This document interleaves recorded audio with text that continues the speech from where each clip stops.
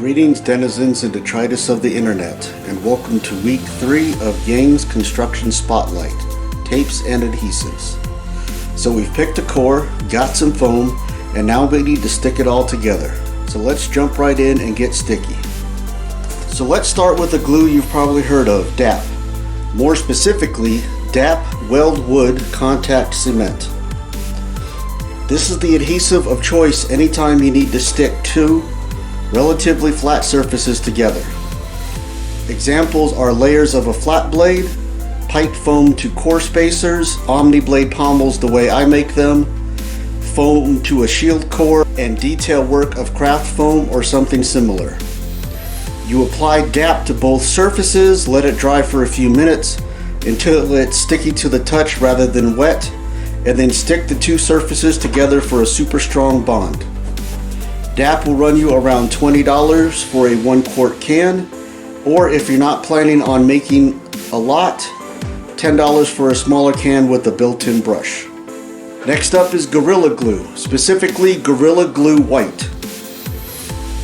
I've not yet tested it, but I'm told that white dries more flexible than original formula, so as you can imagine, it would be better for taking impact.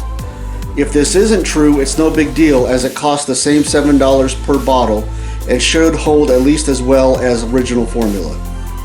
The neat thing about Gorilla Glue is that it expands as it dries, so it's good for applications where you have space to fill.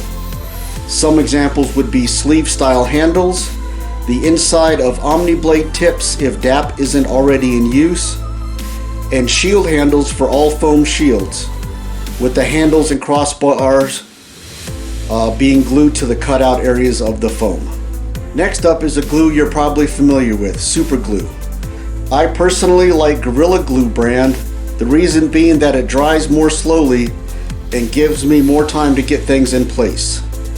The main things I use Super Glue for is the ends of electrical tape and cloth tape that aren't held down by something else like a handle wrap, and for detail work, craft foam or something similar, although DAP is probably better for this if you can fiddle with it. The last glue I want to talk about is Hot Glue, a crafter's best friend.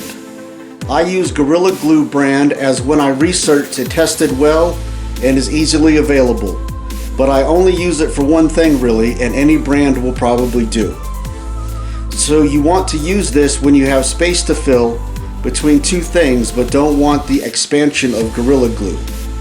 The main thing I use it for is the portions of my flat blade handles, which consist of the core and two additional sections of core on either side. Moving on to tapes. Let's first talk about clear packing tape.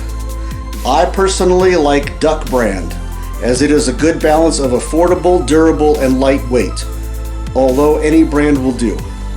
This is the one time I don't recommend Gorilla brand, as their packing tape is very heavy. 3/4 of an ounce for a short omni. The main purpose of packing tape is skinning the blade portions of your weapons to increase foam life and torque wrapping your omni foam to the core or handle. Next, let's talk about fiber reinforced tapes, starting with bidirectional fibers and one-side adhesive, aka strapping tape. This is available in 3/4 inch, 1 inch, and 2 inch widths. The main purpose of this is to secure your flat blade core to your inner layer of foam and anywhere that you need tear resistance, such as the tip of your standard flat blade or high stress areas of your uniquely shaped weapons, such as the beard of an axe. Next up is unidirectional fiber strapping tape, which I get in 1 inch width from Staples. The main things I use this for is to reinforce the length of my flat blades over the core and for super hard torque wrap on my omni pommels where I need hard compression that would cause stretching and or breaking of other tape types. This kind of tape is not necessary for either use if you have narrow widths of the bidirectional strapping tape. The last fiber reinforced tape has bidirectional fibers and strong adhesive on both sides, aka carpet tape. This will run you $7 a roll for Duck brand at Walmart or Amazon and has two main uses for me. First is adding adhesive to your handles so that wraps like craft foam, bias tape, or rope will stay in place. The other is attaching stabbing tips to the end of Omnis. But Yang, you say, shouldn't I use DAP for that? And the answer is yes, you can absolutely do that. Indeed, that's what I used to do. However, due to the texture of the end of your blade foam, I always added a piece of Gorilla Tape to both provide a barrier to the core and give a nice smooth surface for the DAP to stick to. I have started using carpet tape instead for two reasons. First is weight. By removing the need for the Gorilla Tape, the weapon will be less tip heavy and weigh less overall. The second is that if something happens to your stabbing tip and your blade foam is still good, you can easily peel the tip off and apply a new one. By having carpet tape between all three layers, you actually have more resistance to your core poking through, and skinning your blade over the top will offset the small difference in stickiness you'll lose by not using DAP.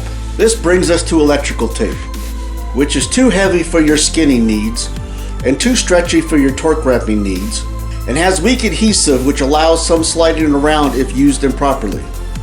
So what do you use it for, Yang, you might say? Well, it comes in a variety of colors and doesn't stain, which makes it good for a few things. One is for decorative handle wraps, the only downside being that the grip won't be great, especially as your hands sweat. However, some people prefer it. The main thing I use it for is covering my Omni pommels. The way that I wrap it eliminates slippage, and since the ends will be under my handle wrap, no super glue needed. It can also be used for cross guards and other pommel shapes, but you'll need to become good friends with your super glue. Also for taping down the bottoms of flat blade covers on the outside. An alternative is colored duct tape, which will stick better but only comes in almost 2-inch widths and may need to be cut down to make it easier to work with. This brings us to our final tape type, cloth tape. The most commonly used is athletic tape, available in a number of colors for around $3 a roll. There is also gaffer tape and numerous types of grip tape. Also multi-use, for covering thrown weapons if you make sure the tape you pick isn't abrasive, lightweight good grip handle wraps, although anything other than black will get dirty quickly, especially if you don't wear gloves, and for taping down the bottoms of flat blade covers on the outside. That's it for Sicky Stuff. Tune in next week for covers and handle wraps.